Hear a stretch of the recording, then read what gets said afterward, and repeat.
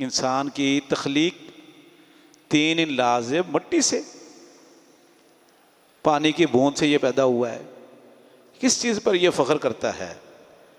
یہ اللہ رب العزت نے یہاں اس پوری چیزوں کا تذکرہ کیا کہ یہ لوگ کہتے ہیں کہ بھئی مرنے کے بعد ہم دوبارہ زندہ ہو جائیں گے۔ جی ہاں، مرنے کے بعد دوبارہ ان کو زندہ کیا جائے گا۔ جس نے پانی کے قطرے سے اور چکنی مٹی سے اتنا خوبصورت انسان بنا لیا، جو دیکھ بھی سکتا ہے، بول بھی سکتا ہے، کھا پی بھی سکتا ہے، اور دنیا کے اندر ایجادات کر رہا ہے، تو اللہ صلی اللہ کے لیے دوبارہ پیدا کرنا کون سا کوئی مشکل کام ہے؟ سمجھ آ رہی ہے؟ یہ اس میں بیان ہوا ہے۔ سبحان اللہ۔ پھر اس کے بعد جنتیوں کا اور جہنمیوں کا ذکر ہے۔ جنتیوں اور جہنمیوں کا مکالمہ اور بحث مباحثہ بہت ہوگا، کثرت سے قرآن کریم میں ذکر ہے، سورہ اعراف میں، ان صورتوں میں۔ اس میں اللہ رب العزت نے پہلے جنتیوں کا تذکرہ کیا ہے، جو متقین ہیں، پرہیزگار ہیں، وہ جنت، نعمتوں والی جنت میں ہوں گے، تکیوں پر اور صوفوں پر آمنے سامنے بیٹھے ہوئے ہوں گے، اور چھلکتے جام ان کو پیش کیے جائیں گے۔ سمجھ آ رہی؟ اور پھر حوروں کا تذکرہ کیا۔ آگے اللہ نے پھر جنتیوں کا آپس میں مکالمہ، قال قائل منہم انی کان لی قرین۔ اللہ فرماتے ہیں کہ جنتیوں میں سے ایک جنتی دوسرے جنتیوں سے کہے گا، یار میرا ایک دوست تھا، انی کان لی قرین، قرین کرن سے ہے، یعنی گہرا دوست، یار میرا ایک بڑا دوست تھا دنیا کے اندر، یقول ائنک لمن المصدقین، جو مجھے کہا کرتا تھا کہ یار آپ کیا اس چیز کی تصدیق کرتے ہو کہ اللہ ایک ہے؟ کیا آپ اس چیز کو مانتے ہو کہ مر کر دوبارہ اٹھنا ہے؟ آپ اس کی تصدیق کرتے ہو؟ آپ یقین ہے آپ کو؟ ہیں؟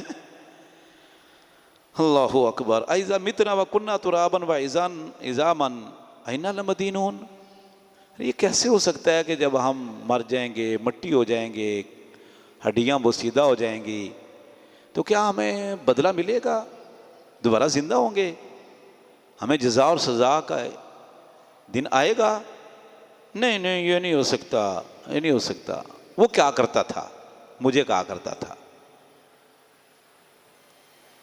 کوئی کہنے والا کہے گا حل انتم مطلعون، جنتیوں کہے گا اور تم ذرا اس کے مطلع ہونا چاہتے ہو، آگاہ ہونا چاہتے ہو، بندے کو دیکھنا چاہتے ہو جو تمہیں یہ کہا کرتا تھا؟ وہ کہیں گے جی ہاں ہم دیکھنا چاہتے ہیں۔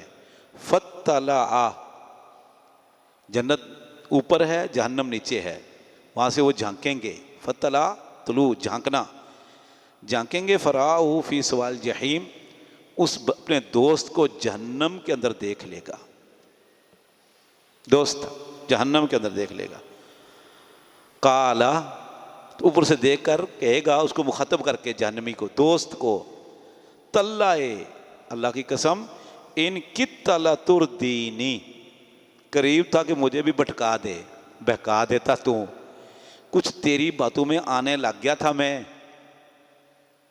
قریب تھا کہ تو مجھے بھی اپنے ساتھ جہنم میں لے جاتا۔ لولا نعمت ربی لکنت من المحضرین، اگر میرے رب کا احسان اور نعمت نہ ہوتی تو میں بھی تیرے ساتھ جہنم میں ہوتا۔ اللہ اکبر۔ پھر ابراہیم علیہ السلام کا تذکرہ ہے، بتوں کو پاش پاش کیا، اور بولتے کیوں نہیں آپ، نفع نقصان کے مالک کیوں نہیں ہو تم، یہ سارا۔ اچھا، اس کے بعد پھر ابراہیم علیہ السلام کے اس خواب کا تذکرہ ہے۔ ایک دن اپنے بیٹے کو کہنے لگے، اسماعیل علیہ السلام کو، یا بنیا انی اری فی المنام، بیٹا میں خواب میں دیکھ رہا ہوں کہ میں تجھے ذبح کر رہا ہوں، کیا خیال ہے؟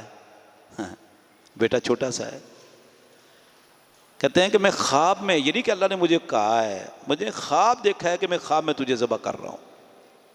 یا ابت افعل ما تؤمر، اسماعیل علیہ السلام نے فرمایا ابا جان کر گزریں جو اللہ نے آپ کو حکم دیا ہے، کر گزریں، ذبح کریں۔ اللہ اکبر۔ ابراہیم علیہ السلام تیار ہو گئے، بیٹا تیار ہو گیا، چھری ہاتھ میں لے لی۔ اسماعیل کہتی ہیں کہاں لے کے جا رہے ہو؟ بولا ذبح کرنے۔ بولے یار یہ کیا کر رہے ہو؟ بڑھاپے میں ایک ہی بیٹا ہے، نہ کوئی اور بیٹا، نہ کوئی اور بیٹی، نہ کوئی خادم، مکہ کی سرزمین، سنگلاخ پہاڑیاں، درندے، اللہ نے ایک لاڈلا سا بیٹا دیا پھول جیسا، تو ذبح کرنے لگے۔ بولا اللہ کا حکم ہے۔ بولا ٹھیک ہے کر گزرو، اللہ کا حکم ہے کر گزرو۔ خواب میں دیکھا، لے کے چل پڑے۔ شیطان آیا، کنکریاں ماری، بابا کدھر لے کے جا رہے ہو؟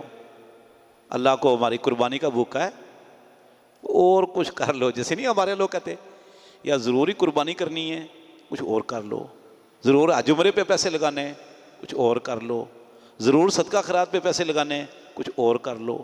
یہ ابلیس کی سوچ ہے۔ تو ان کا یہ کوئی اور کچھ کر دیں گے، متبادل۔ پتھر مارے، دوبارہ آیا پتھر مارے، دوبارہ آیا کنکریاں ماری۔ اللہ نے یہ سنت ابراہیم علیہ السلام کی قیامت تک کے لیے جاری کر دی۔ ہر حج کرنے والا کنکریاں مارتا ہے شیطان کو وہاں، اگرچہ شیطان نہیں ہے لیکن شیطان کو تکلیف تو ہوتی ہے نا۔ بہرحال ابراہیم علیہ السلام نے طلّہ للجبین لٹا دیا۔ اللہ رب العزت نے فدیے میں مینڈا ذبح کروا دیا۔ اللہ امتحان لیتا ہے۔ وَإِذِ ابْتَلَىٰ إِبْرَاهِيمَ رَبُّهُ بِكَلِمَاتٍ فَأَتَمَّهُنَّ۔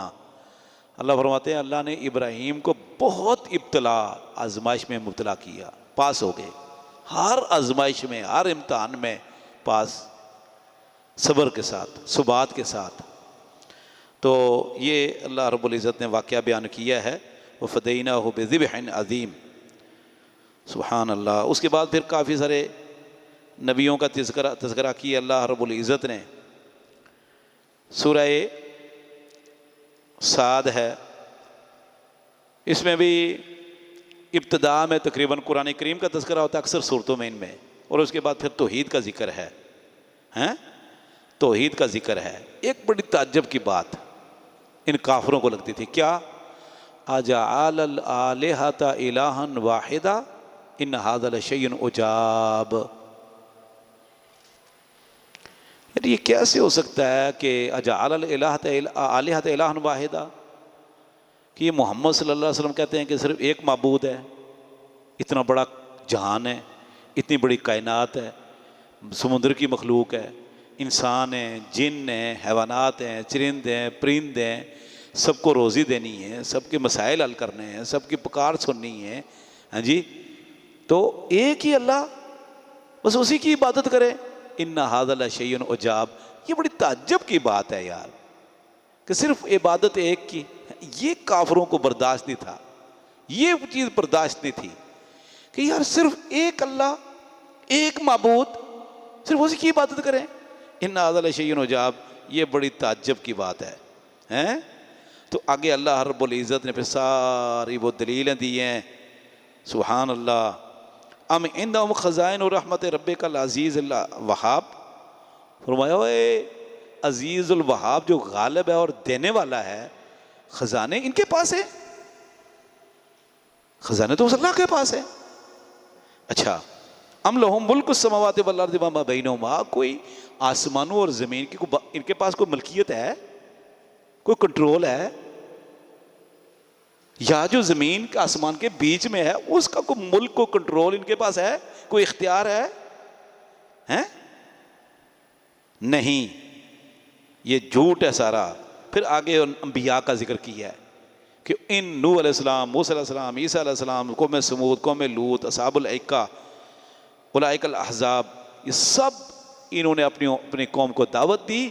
آگے سے قوم نے یہی کہا یار یہ کیسے ہو سکتا ہے کہ ایک ہی معبود ہو، ہیں؟ کیا کہا نبیوں نے؟ یا قوم اعبدوا اللہ ما لکم من الہ غیرہ، صرف اللہ کی عبادت کرو، اس کے ساتھ کوئی شریک نہیں۔ لیکن قوم نے آگے سے ان کی جو ہے نا ہٹ درمی اور مخالفت۔ پھر اس کے بعد اللہ رب العزت نے انبیاء کا تذکرہ کیا۔ انبیاء کے تذکرہ میں سے داؤد علیہ السلام اور سلیمان علیہ السلام کا ذکر کیا۔ اللہ رب العزت فرماتے ہیں کہ وَاذْكُرْ عَبْدَنَا داؤد الْأَيْدِي، ہمارے بندے داؤد کا ذکر کرو جو بڑا مضبوط تھا اور رب کی طرف رجوع کرنے والا تھا۔ اور اللہ نے اپنے نبی کو بھی یہ کہا کہ جیسے داؤد علیہ السلام نے صبر کیا نا ایسے آپ بھی صبر کرو. فرمایا پہاڑ بھی ان کے لیے مسخر تھے اور تسبیح بیان کرتے تھے صبح شام. وَالطَّيْرُ مَحْشُورَةٌ، اور پرندے ان کے پاس اکٹھے ہو جاتے تھے جب وہ الہان کے ساتھ رنم کے ساتھ تلاوت کرتے. تو فرمایا ہم نے ان کی ملک کو بادشاہت کو مضبوط کیا، حکمت عطا کی. پھر فرمایا کہ کیا آپ کے پاس خبر آئی ہے ان دو بندوں کی جو دیوار پھاند کر داؤد علیہ السلام کے پاس عبادت خانے میں آ گئے؟ خبر آئی ہے؟ اللہ فرماتے میں آپ کو بتاتا ہوں کہ دو بندے اس دخل والا داؤدا دیوار پھلانگ کر داؤد علیہ السلام کے پاس آ گئے. گیٹ سے نہیں، گیٹ کیپر تو روکتا، دیوار پھلانگ کر اندر آ گئے. داؤد علیہ السلام بیٹھے عبادت کر رہے تھے. فَفَزِعَ داؤد علیہ السلام مِنْهُمْ قَالُوا لَا تَخَفْ، داؤد علیہ السلام گھبرا گئے. یار یہ گیٹ سے آنا چاہیے تھا، گیٹ کیپر ان کی کوئی چیکنگ کرتا، دیکھتا کون ہے یہ دیوار پھلانگ کر اندر آ گئے، کون ہے یہ؟ انہوں نے کہا جی حضرت آپ ڈرے نہیں، گھبرائے نہیں، اصل میں ہم دونوں ہیں آپس میں دوست یا بھائی ہیں. میری 99 دمبیاں ہیں بکریاں اور اس کی ایک ہے، یہ ایک بھی مجھ سے چھیننا چاہتا ہے، یہ ایک بھی مجھ سے چھیننا چاہتا ہے. کہتا ہے ایک دو تک کہ میری 100 پوری ہو جائیں. داؤد علیہ السلام نے فیصلہ کیا یہ زیادتی کر رہا ہے، یہ تیرے ساتھ زیادتی کر رہا ہے. سمجھ آئی؟ قال اللہ کا ظالمہ کا بے سوال نہ جاتے کا اعلان آج ہی. داؤد علیہ السلام نے فرمایا اس نے تیری ایک دمبی جو ہے دمبا وہ مانگ کرنا تیرے اوپر ظلم کی ہے. اور اکثر خلطاء زیادتی ہی کرتے ہیں، شریک، ایسا نہیں کرنا چاہیے تھا. بہرحال جو ہے یہ اس کا حقدار تو ہی ہے. آگے اللہ کیا فرماتے ہیں؟ داؤد علیہ السلام کو یقین ہو گیا انا فتناہ کہ ہم نے اس کی آزمائش کی ہے. فاستغفر ربہ وخر راکعا واناب، اللہ سے بخشش مانگی اور سجدے میں گر گئے. اس واقعہ پر نا کئی لوگوں نے عجیب و غریب کہانیاں بنائی ہوئی ہے. یہودیوں نے تو بنائی ہیں، وہ تو نبیوں کے ویسے ہی دشمن ہیں، توہین کرتے ہیں. کئی مسلمان مفسرین بھی ان کی باتوں میں آ کر بہک کے کہانی بنائی ہوئی ہے، گھڑی ہوئی ہے. اللہ معاف فرمائے کہ جی وہ سلیمان داؤد علیہ السلام کو کوئی وزیر تھا، تو داؤد علیہ السلام کی 99 بیویاں تھیں، وہ وزیر کی ایک ہی تھی، تو داؤد علیہ السلام کو وہ پسند آ گئی، تو داؤد علیہ السلام نے اس کو جہاد میں بھیج دیا. تو پھر اس کی وہ جو نا کہیں شہید ہو گیا تو بیوی سے شادی کر لی. انا للہ و انا راجعون. تو کہتا ہے کہ اللہ رب العزت نے یہ بندے بھیجے دمبیوں کے واقعات، تو داؤد علیہ السلام سمجھ گئے کہ اچھا زیادتی تو میں نے کی ہے، کہ اس کی بیوی. تو کہتے ہیں پھر داؤد علیہ السلام نے استغفار کیا. یہ ساری کہانی بنائی ہوئی ہے نبیوں کے بارے میں. استغفر اللہ. کیسے ہو سکتا ہے کہ 99 بیویاں موجود ہوں تو جو ہے نا وہ جو ہے کسی اور کے ساتھ زیادتی کریں اور دھوکہ دیں؟ نعوذ باللہ. نبیوں پر جھوٹ، یوسف علیہ السلام پر جھوٹ، مریم پر جھوٹ، عیسیٰ علیہ السلام پر جھوٹ، قتل کرنے کی کوشش کی یہودیوں نے، کچھ ہمارے مفسرین بھی. اس کا جواب موجود ہے بیچ میں، اس کا جواب موجود ہے بیچ میں کہ کیوں انہوں نے توبہ استغفار کیا اور کیوں سمجھا کہ اللہ میری آزمائش کر رہا ہے. کہ آگے اللہ فرماتے ہیں یا داؤدو انا جعلناک خلیفۃ فی الارض، اے داؤد ہم نے آپ کو زمین میں بادشاہ بنایا ہے، خلیفہ بنایا ہے. فاحکم بین الناس بالحق، حق کے ساتھ فیصلہ کرو. سمجھ آئی؟ خواہش کے پیچھے نہ چلو. اور آگے پھر وہ سارا بتایا. تو کیا فرمایا کہ آپ بادشاہ ہیں، خلیفہ ہیں، لوگوں کے فیصلے نپٹاؤ. کیا آزمائش تھی اس میں؟ یہی آیت بتاتی ہے کہ داؤد علیہ السلام بادشاہ بھی تھے، پوری سلطنت کے بادشاہ تھے آپ کو، تو زیادہ تر عبادت میں وقت گزارا. یہ بندے پہلے انتظار میں رہے کہ باہر آئیں گے ہمارے مسائل حل کریں گے. داؤد علیہ السلام عبادت کرتے رہے، حتیٰ کہ انہوں نے سمجھا کہ یار یہ تو مسئلہ خراب ہو جائے گا، یہ زیادتی نہ کر جائے. تو پھر گیٹ سے آنے کے بجائے دیوار پھلانگ کر آئے کہ ہمارا مسئلہ تو حل ہو. داؤد علیہ السلام سمجھ گئے کہ اصل میں نے وقت نہیں دیا عوام الناس کو، بالکل وقت دینا چاہیے تھا. یہ مجبور ہو گئے بیچارے دیوار پھلانگ کر اندر آنے پہ۔ پھر داؤد علیہ السلام نے واستغفر ربہ اور فغر راکن واناب، تو اللہ تعالیٰ سے معافی مانگی، بخشش کی کہ یا اللہ میں آئندہ انشاءاللہ وقت، اور اللہ نے بھی یہی کہا کہ یا داؤد انا جعلنا خلیفۃ فی الارض فاحکم بین الناس، باہر جاؤ لوگوں کے فیصلے کرو، معاملات نپٹاؤ۔ یہ ہے اصل چیز، کہانیاں اور گڑی ہوئی ہیں، اللہ معاف فرمائے نبی کے متعلق۔ سبحان اللہ۔ اس کے بعد متقین اور متقین کے الٹے، ہاں جی، فاسق اور فاجرین کی اللہ نے تصویر کشی کی ہے۔ پھر سلیمان علیہ السلام کا واقعہ بیان کیا ہے، پھر ایوب علیہ السلام کا واقعہ بیان کیا۔ ایوب علیہ السلام کو بہت بیماری ہوئی، آزمائش آئی، اللہ رب العزت نے پھر شفا دی، اور بہت ساری نعمتیں اللہ رب العزت نے پھر ایوب علیہ السلام کو دے دیں۔ ان سب کا ذکر پھر موجود ہے۔ اس کے بعد سورہ زمر ہے۔ سورہ زمر میں شروع میں تو اللہ رب العزت نے قرآن کریم کے نزول کے مقاصد بیان کیے ہیں، پھر نیت کے بارے میں فرمایا کہ فاعبد اللہ مخلصا لہ الدین، اللہ کی عبادت کرو نیتوں کو اللہ کے لیے خالص کرتے ہوئے، نیتوں کو اللہ کے لیے خالص کرتے ہوئے، عبادت کو اللہ کے لیے خالص کرتے ہوئے، اطاعت کو اللہ کے لیے خالص کرتے ہوئے۔ آگے کیا فرمایا؟ الا للہ الدین الخالص، نیتیں خالص، عبادت خالص، اللہ کا حق ہے بس، اور کسی کا حق نہیں۔ اچھا، اس سے آگے پھر اللہ رب العزت نے کچھ مشرکوں کے حوالے سے بیان کیا ہے، والذین اتخذوا من دونہ اولیاء، وہ لوگ جنہوں نے اللہ کو چھوڑ کر اپنے دوست، سرپرست، مشکل کشا بنا رکھے ہیں۔ جب ان سے کہا جاتا ہے کہ تم ان کی عبادت کیوں کرتے ہو، اللہ کو چھوڑ کر، اللہ کو چھوڑ کر ان کے آگے کیوں ہاتھ پھیلاتے ہو، تو وہ کیا کہتے ہیں؟ وہ کہتے ہیں ما نعبدہم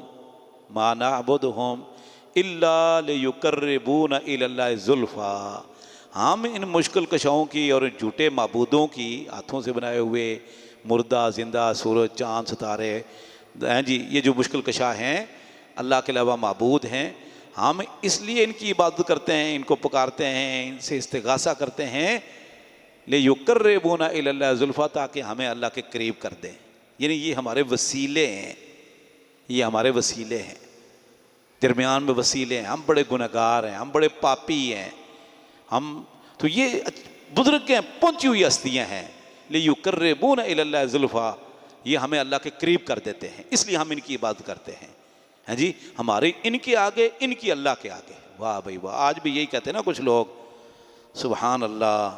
اللہ فرماتے ہیں کل قیامت کے دن میں فیصلہ کروں گا، ہیں۔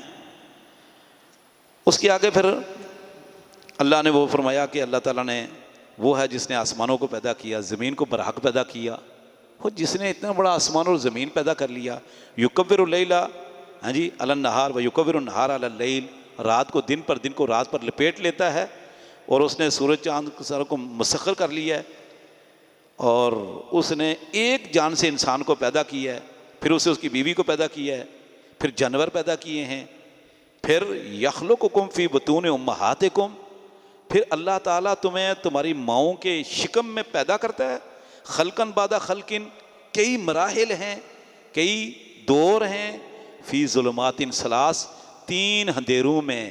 میں تمہارا کوئی مشکل کشا وہاں تھے جو میں 3 اندھیروں میں مختلف مراحل میں بچے کو پیدا کرتا ہوں، تو وہاں کون پیدا کرتا ہے؟ تمہاری مشکل کشا، تمہارے معبود کون پیدا کرتا ہے؟ اللہ فرماتا ہے میں نے پیدا کی ہے۔ 3 اندھیرے، 3 اندھیرے کیسے ہیں؟ فی ظلمات ثلاث، سبحان اللہ۔ پہلے تو مرحلے ہیں بچے کے، 40 دن نطفہ، 40 دن گوشت کا لوتھڑا، پھر 40 دن پہلے خون کا لوتھڑا، 40 دن نطفہ، 40 دن خون جم جاتا ہے، 40 دن رہتا ہے، پھر آگے 40 دن گوشت کا لوتھڑا ہے، پھر اس کو فکسون العظام، جی، لحمہ، پھر ہڈیاں بننا شروع ہو جاتی ہیں، گوشت چڑھنا شروع ہو جاتا ہے، پھر 4 مہینے کا جب ہوتا ہے تو اس میں روح پھونک دی جاتی ہے، پھر لکھ دیا جاتا ہے 4 چیزیں کہ یہ شقی ہوگا، سعید ہوگا، کب فوت ہوگا، اور کس جگہ فوت ہوگا، کتنا رزق کھائے گا، یہ 4 چیزیں لکھ دی جاتی ہیں۔ جب 4 مہینے کا بچہ ہوتا ہے تو روح پھونک دی جاتی ہے۔ اللہ فرماتا ہے یہ 3 اندھیروں میں اس کی شکل کون بنا رہا ہے؟ لڑکا ہے، لڑکی ہے، کیسا ہے، اس کی ناک کیسے ہوگی، اس کے رخسار کیسے ہوں گے، ہاں جی، اس کا ماتھا کیسا ہوگا، اس کی آنکھیں کیسی ہوں گی، اس کا کان کیسے ہوگا، اس کی باڈی کیسے ہوگی۔ 3 اندھیرے ہیں فی ظلمات ثلاث۔ وہ تمہارے مشکل کشا یہ کام کرتے ہیں کیا؟ کون کرتا ہے؟ اللہ کرتا ہے۔ 3 اندھیرے کیا ہیں؟ ایک یہ پیٹ کی جلد، اس کے اندر رحم، دوسری جلد دیوار، اس کے اندر ٹیوب کے اندر بچہ ہے، تو ایک ٹیوب، دوسرا رحم، تیسرا انسان کا پیٹ، 3 دیواروں کے اندر بچہ پیدا ہو رہا ہے۔ 3 رکاوٹیں ہیں، 3 اندھیرے ہیں۔ اللہ فرماتا ہے یہاں کون پہنچ سکتا ہے بھائی؟ یہ ہیں جی، وَهُوَ الَّذِي يُصَوِّرُكُمْ فِي الْأَرْحَامِ۔ اللہ فرماتا ہے یہ اللہ ہی ہے جو تصویریں بناتا ہے، شکل بنا رہا ہے۔ کیسی نوک پلک درست کر رہا ہے خالق کائنات یار، تصویر بنا رہا ہے۔ تو اللہ فرماتا ہے یہ تمہارے مشکل کشاؤں نے کیا کیا ہے؟ ذالکم اللہ، اچھا، خلقا من بعد خلق فی ظلمات ثلاث، 3 اندھیروں میں، ذالکم اللہ ربکم، یہ ہے تمہارا اللہ جو تمہارا پالنے والا ہے۔ لہ الملک، ساری بادشاہت، ہر چیز کی ملکیت، ہر چیز کا کنٹرول، ہر چیز کا اختیار لہو، اس کے لیے ہے۔ لا الہ الا ہو، اس کے علاوہ کوئی معبود برحق نہیں۔ انا تصرفون، کدھر بہہ کے جا رہے ہو، کدھر پھرے جا رہے ہو، کدھر گھوم رہے ہو؟ اگر تم کفر کرتے ہو نا، فإن اللہ غنی عنکم، تو اللہ بے پرواہ، اللہ کی بادشاہت میں کچھ کمی نہیں ہوتی۔ ولا یرضی لعباد الکفر، اللہ کبھی بھی اپنے بندوں کے لیے کفر پسند نہیں کرتا۔ اللہ ولا یرضی لعباد الکفر، اللہ کبھی بھی اپنے بندوں کے لیے کفر پسند نہیں کرتا۔ اچھا یہاں ایک بات سمجھو عقیدے کی، اللہ کفر کو، شرک کو، ناشکری کو، گمراہی کو پسند نہیں کرتا۔ 2 چیزیں ہیں، ایک ہے اللہ کی مشیت اور ارادہ، ایک اللہ کی پسند۔ سمجھیو بات، یہ آپ اکثر لوگوں کو نہیں پتا، اور یہاں کئی لوگ ہم سے پوچھتے ہیں، گڑبڑ ہو جاتی ہے ان کو، سمجھ نہیں سکتے۔ دنیا کے اندر اس کائنات میں 7 آسمان 7 زمین وما بینہما، ہر جو کچھ ہو رہا ہے نا، یہ اللہ کے فیصلے قضاء اور قدر سے ہو رہا ہے۔ سب کچھ اللہ کے فیصلے قضاء اور قدر سے ہو رہا ہے۔ قُل لَن يُصِيبَنَا إِلَّا مَا كَتَبَ اللَّهُ لَنَا هُوَ مَوْلَانَا وَعَلَى اللَّهِ فَلْيَتَوَكَّلِ الْمُؤْمِنُونَ۔ جو تنگی، تکلیف، غم، پریشانی، ٹینشن، سب کچھ اللہ کی طرف سے، ہر فیصلہ اللہ کی طرف سے۔ آپ دعائے قنوت میں کیا پڑھتے ہو؟ اللہم اہدنا فیمن ہدیت وعافنا فیمن عافیت وتولنی فیمن، آگے کیا ہے؟ فإنہ لا یذل من والیت ولا یعز من عادیت۔ سمجھ آ گئی نا جی؟ جسے تو دوست بنا لے کوئی ذلیل نہیں کر سکتا، جسے تو ذلیل کرے گا دوست نہیں۔ فإنک تقضی ولا یقضی علیک، جو تو فیصلہ کر دے وہ چلتا ہے، تیرے اوپر کسی کا فیصلہ نہیں چل سکتا۔ وما تشاءون الا یشاء اللہ، تم چاہو تو یہ کام ہو جائے، نہیں ہو سکتا، الا یشاء اللہ، اللہ چاہے گا تو یہ ہو جائے گا۔ سمجھ آ گئی؟ تمہاری مشیت اللہ کی مشیت کے تحت ہے، لیکن اللہ کی مشیت کسی کی مشیت کے تحت۔ اللہ یفعل ما یشاء، جو چاہتا ہے کر گزرتا ہے۔ فعال لما یرید، جو ارادہ کرتا ہے کر گزرتا ہے۔ لا مانع لما اعطیت ولا معطی لما منعت ولا ينفع ذا الجد منک الجد۔ سمجھ آ رہی ہے؟ اللہ رب العزت کا فیصلہ، قضاء اور قدر، اللہ کی مشیت، اللہ کا ارادہ، یہ الگ چیز ہے، اور اللہ کی حب اور رضا یہ الگ چیز ہے۔ دنیا میں جو کچھ بھی ہو رہا ہے نا، اسلام ہے، کفر ہے، شرک ہے، گناہ ہے، تقوی ہے، مسلمان کافر، نیکی بدی قتل، یار جو کچھ بھی ہو رہا ہے یہ اللہ کے فیصلے قضاء اور قدر سے ہو رہا ہے، لیکن اللہ کی رضا سے نہیں ہو رہا، مرضی سے نہیں ہو رہا۔ تو دو چیزیں ہو گئی نا، اللہ کا فیصلہ قضاء اور قدر اور ہے، اور اللہ کی حب الرضا اور ہے۔ یہ فرمایا ولا یرضى لبعض الکفر، کفر دنیا میں جو ہے نا یہ اللہ کی مشیت ارادے سے ہی ہے۔ اللہ سارے کو مسلمان بنانا چاہے بنا سکتا ہے، اللہ کے لیے مشکل نہیں ہے، سمجھ آگے نا جی۔ لیکن اللہ کو کفر پسند نہیں، کفر پسند نہیں۔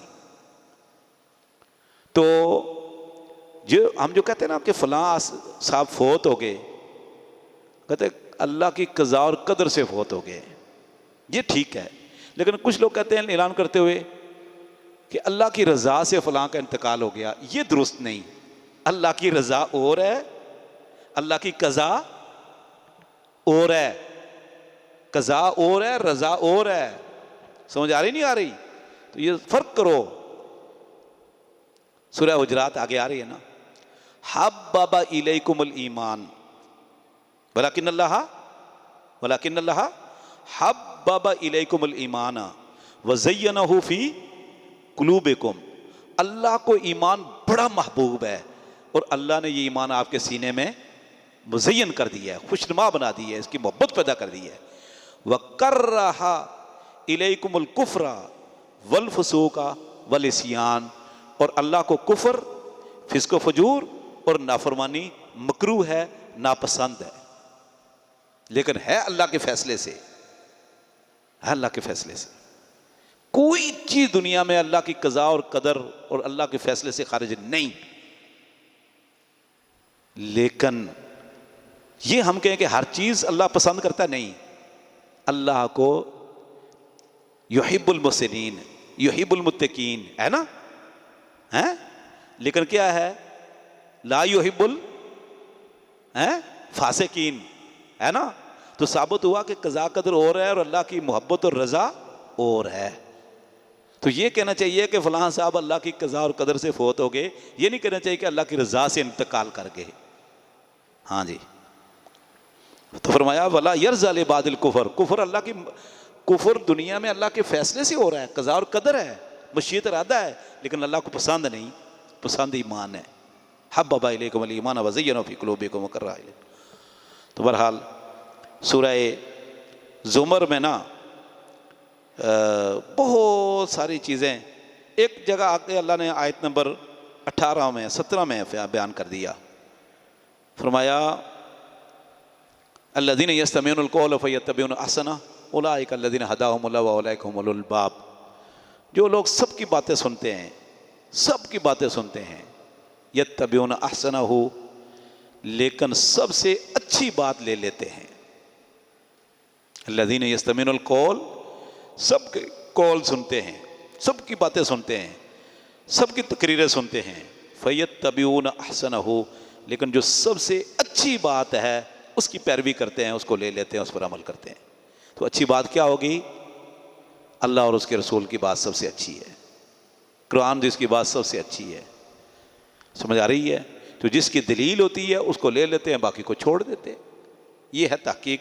فرمایا اولئک ہم اولو الالباب، یہ لوگ ہدایت یافتہ ہیں اور یہ عقل مند ہیں، اپنی عقل سے تحقیق کر کے کھوٹے اور کھرے میں وہ فرق کر لیتے ہیں۔ سبحان اللہ۔ بہرحال سورہ زمر میں تو بہت ساری چیزیں اللہ رب العزت نے، کیا عجیب شاہکار ہے یہ صورت بھی، ہیں جی۔ اس میں مومنوں اور کافروں کا بھی تذکرہ ہے، زمر اسی کے حوالے سے ہے۔